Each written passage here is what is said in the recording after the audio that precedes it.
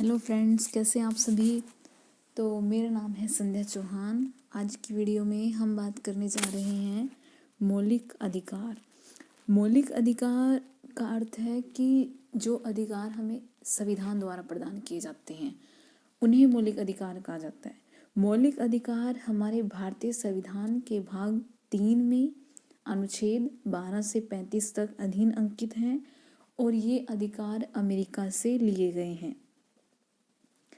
आरंभ में हमारे पास 7 मौलिक अधिकार थे, लेकिन 1978 में 44वें संवैधानिक संशोधन के द्वारा संपत्ति के अधिकार को मौलिक अधिकारों की सूची से निकाल दिया गया। संपत्ति का अधिकार अब मौलिक अधिकार न होकर एक कानूनी अधिकार है और अब मौलिक अधिकारों की संख्या 6 है।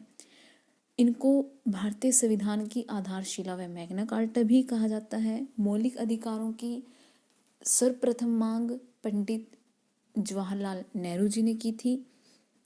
केवल भारतीय नागरिकों को कुछ ही मौलिक अधिकार प्राप्त हैं, जैसे अनुच्छेद 15, 16, 19, 29, 30। मौलिक अधिकारों का वर्गीकरण। मौलिक अधिकारों का वर्गीकरण। समानता का अधिकार, अनुच्छेद 14 से 18।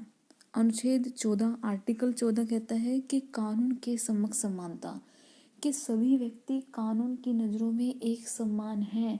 किसी भी व्यक्ति के साथ धर्म, जाति, लिंग, जन्म स्थान के आधार पर कोई भेदभाव नहीं किया जाएगा। अनुच्छेद 15 भेदभाव की मनाही, अर्थात इसका दूसरा नाम है सामाजिक समानता। किसी भी व्यक्ति के साथ धर्म, जाति, लिंग, जन्म स्थान के आधार पर कोई भेदभाव ना हो, सभी को समाज में एक समान माना जाए। अवसर की समानता, अनुच्छेद 16। इसका अर्थ है कि नौकरियों में सभी व्यक्तियों को समान अवसर दिए जाएं, वो किसी भी वर्ग का हो। अनुच्छेद 17 छुआछूत की समाप्ति। इसका अर्थ है छुआछूत एक दंडनीय अपराध है। छुआछूत की समाप्ति के लिए कई विचारकों ने कई कदम उठाए, जैसे राजा राम मोहन राय जी ने ब्रह्म समाज की स्थापना की, आर्य समाज की स्वामी दयानंद सरस्वती जी ने, और बहिष्कृत हितकारिणी सभा की डॉक्टर अंबेडकर जी ने की है। अनुच्छेद 18 उपाधियों का अंत, जैसे जो नाइटहुड व सर की उपाधि थी उनका अंत हो। दूसरा आता है मौलिक अधिकार हमारे पास स्वतंत्रता का अधिकार, अनुच्छेद 19 से 22। जो अनुच्छेद 19 है उसमें भारतीय नागरिकों को 6 तरह की स्वतंत्रताएं हैं, लेकिन 1978 तक की 7 थी। तो जो एक आर्टिकल F था, स्मॉल f, उसमें से संपत्ति की स्वतंत्रता को 1978 में निकाल दिया गया था, तो जिस कारण हमारे पास अब 6 स्वतंत्रताएं हैं। सबसे पहले आती है विचार अभिव्यक्ति की स्वतंत्रता। बी पर आती है बिना अस्त्र शस्त्र के इकट्ठे होने की स्वतंत्रता। सी कोई भी संघ व समुदाय बनाने की स्वतंत्रता। डी घूमने फिरने की स्वतंत्रता। ई निवास करने की स्वतंत्रता देश के किसी भी हिस्से में। जी कहता है कि रोजगार व व्यवसाय करने की स्वतंत्रता हो। अनुच्छेद 20 अपराध दोष सिद्धि संरक्षण। इसमें कहा गया है कि किसी भी अपराधी को एक ही अपराध की 2 बार सजा नहीं दी जा सकती और अपराधी को अपराध के समय प्रचलित विधि के अनुसार दंड दिया जाए। जो विधि उस समय प्रचलित है उस विधि के अनुसार अपराधी को दंड दिया जाए। आर्टिकल 21 जीवन और प्राण की स्वतंत्रता का अधिकार है और जिसको अंबेडकर जी ने संविधान का मेरुदंड भी कहा।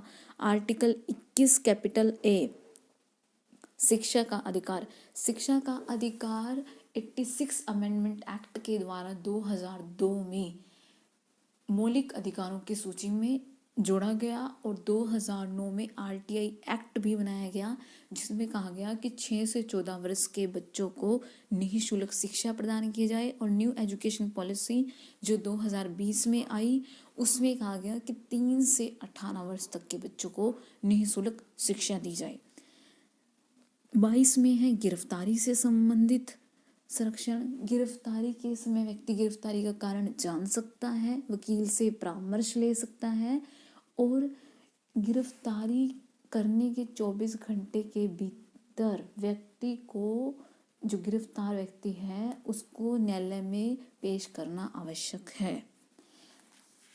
सी, शोषण के विरुद्ध अधिकार, अनुच्छेद 23 से 24।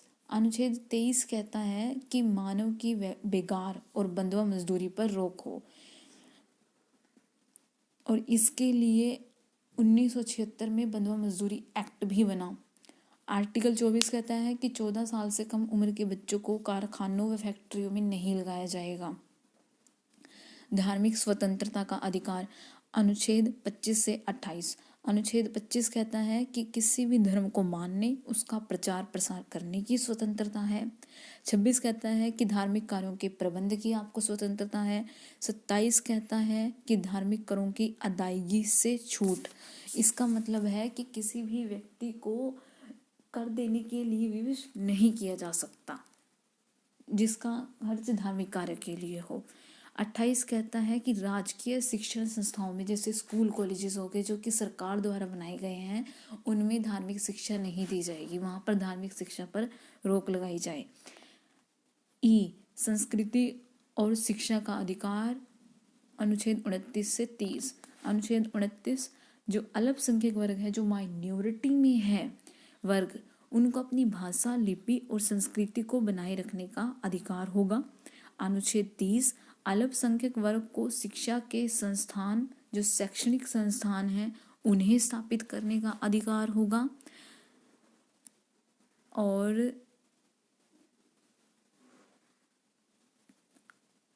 एफ में आता है संवैधानिक उपचारों का अधिकार, अनुच्छेद 32। और जो अनुच्छेद 31 था उसमें था हमारे पास संपत्ति का अधिकार, जो कि अब आर्टिकल 300 कैपिटल ए और भाग 12 में है। और संपत्ति का अधिकार अब मौलिक अधिकार ना होकर केवल कानूनी अधिकार रह गया है, जिसे 44वें संवैधानिक संशोधन के द्वारा मौलिक अधिकारों की सूची से निकाल दिया गया। संवैधानिक उपचारों का अधिकार, अनुच्छेद 32। इसका मतलब है कि यदि सरकार कोई ऐसा कानून बना दे जो कि आपके मौलिक अधिकारों का उल्लंघन करता हो, तो आपके पास ये अधिकार है कि आप आर्टिकल 32 के तहत सुप्रीम कोर्ट में जा सकते हो और आर्टिकल 226 के तहत हाई कोर्ट में जा सकते हो। और आर्टिकल 32 के तहत सुप्रीम कोर्ट 5 तरह के रिट भी जारी करता है। तो गाइस, ये था आज का हमारा टॉपिक मौलिक अधिकारों का।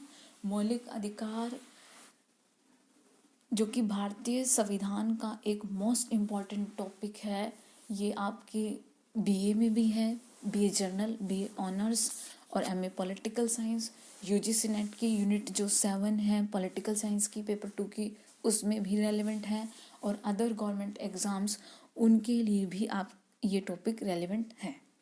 तो थैंक यू सो मच।